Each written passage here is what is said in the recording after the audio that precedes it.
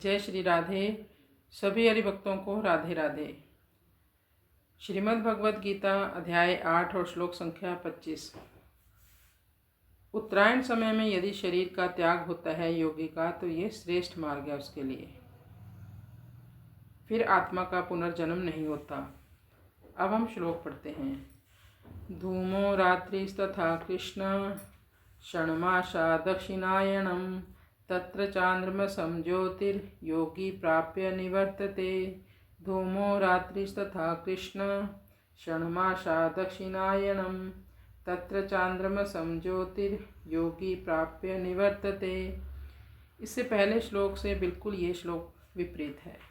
धूमो कहते हैं धुआं यानी अंधकार। रात्रि के समय, कृष्ण पक्ष के समय, और जब सूर्य दक्षिणायन दिशा में हो। जब कोई योगी अपने शरीर का त्याग करते समय यह ध्यान रखता है कि अभी रात का समय है, अभी कृष्ण पक्ष चल रहा है, दक्षिणायन का समय हो, तो उस योगी को वापस आना पड़ता है। इस लोक में चंद्रमासम, वह चंद्रमा के लोक में सोमरस का पान करता है, लेकिन फिर से उसको वापस भौतिक जगत में आना पड़ता है। यह चंद्रलोक भी स्वर्गलोकों में से एक लोक है। ये योगी कौन से हैं? पहले वाले जो हमने पहले श्लोकों में पढ़े वो योगी तो थे ज्ञान मार्ग पर चलने वाले ज्ञान योगी, ब्रह्म का चिंतन करने वाले ब्रह्म योगी, जो ब्रह्म में लीन हो जाते हैं।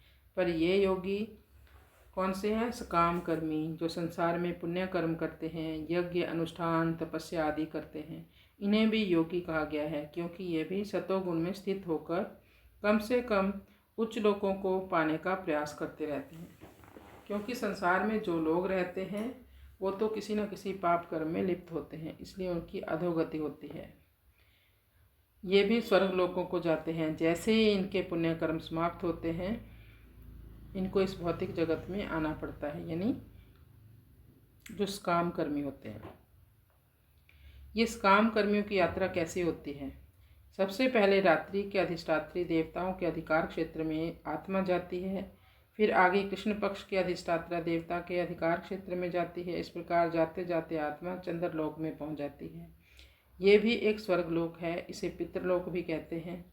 जीव को हजारों सालों तक इंद्रिय तृप्ति करने के बाद वापस जीवात्मा को फिर इस भौतिक जगत में आना पड़ता है।